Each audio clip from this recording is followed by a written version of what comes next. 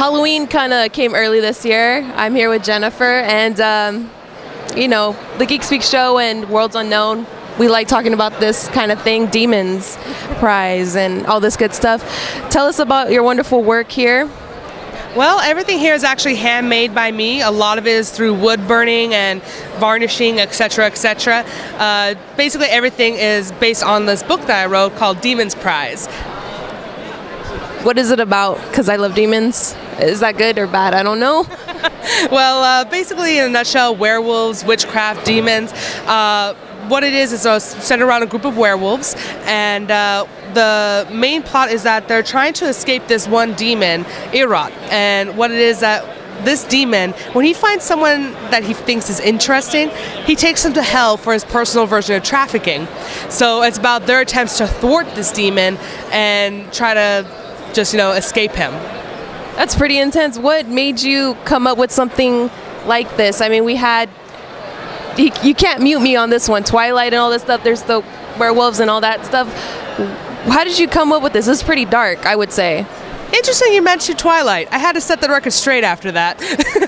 I wanted to bring back the lore and the history into werewolves and witchcraft. For instance, the witchcraft, I try to make it as Wicca-based as possible. And the werewolves, again, I try to bring the history. The demons, just the same. And also, it's not young adult. It's actually new adult, which is meant for people whose reading palette is more mature. Now, I don't mean that it's overly graphic, sexually speaking, or anything of that sort. It's not a romance novel. What it is, it's meant for those who, again, just have a little bit more of a mature palette for reading.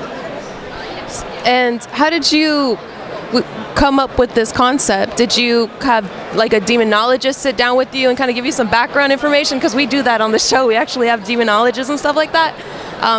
How did you do your research?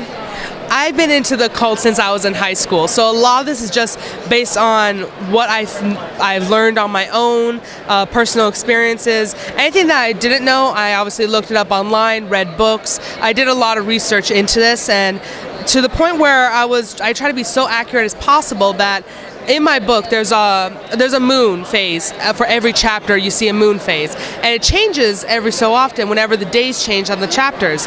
That's because I actually calendared it to the year 2021. That's how accurate I try to make this be, including the occult. It's excellent. And for people that don't know what the occult is, how would you describe it? Don't play with the Ouija board. Those things that you come with the Ouija board, that's pretty much all you need to know. You don't want to get screwed that way.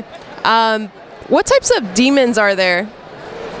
Well, there's different types of demons. There's the ones that can actually physically affect you and can actually physically take form, which is what my demon Erot does. He can actually take physical form.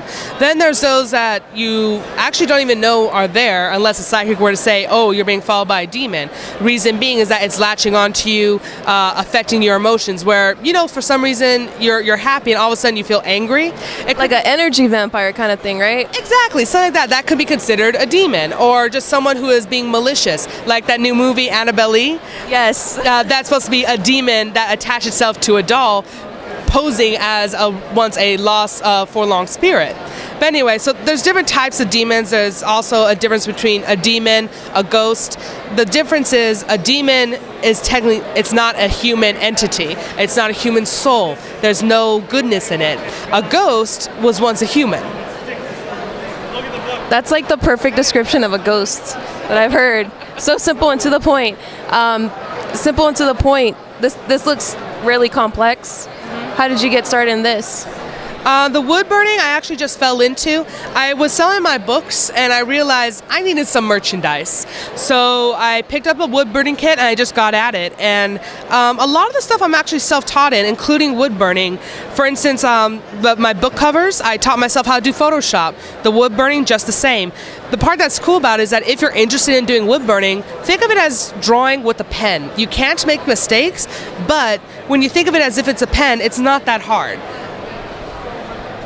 I like how you're multi-talented. Oh, thank you. You're awesome. It's good to see strong women in the paranormal. Yeah.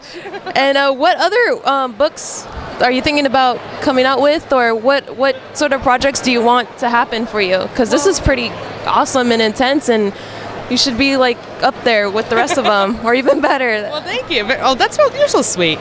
Thank you very much. Well, the book series that I'm writing right now, Demon's Prize, is actually the first of what will be 5 books. So it's actually a series. And in between those, I'll be selling for free on Kindle little short stories, kind of almost like in the same universe. Like, you know how DC does it, Marvel does it? Well, I'm going to be doing that as well. So in the next few months, I'll actually be releasing for free on Kindle a short story called Thirst. And it's a vampiric-based short story.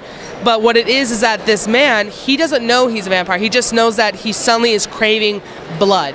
And so he isolates himself from people, but he's just so hungry.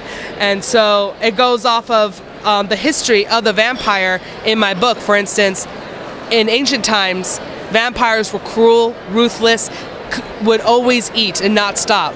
But nowadays, they have control. When did that change? He starts to show the change. So you bring the history element, the paranormal element all into one. So you're bringing people back to what the paranormal is about. Exactly. And the occult. Exactly, because like the vampire in ancient times was seen as a soulless entity that never stopped. But now we see it as having a conscience. Where did that happen? So I actually have that explained in my book.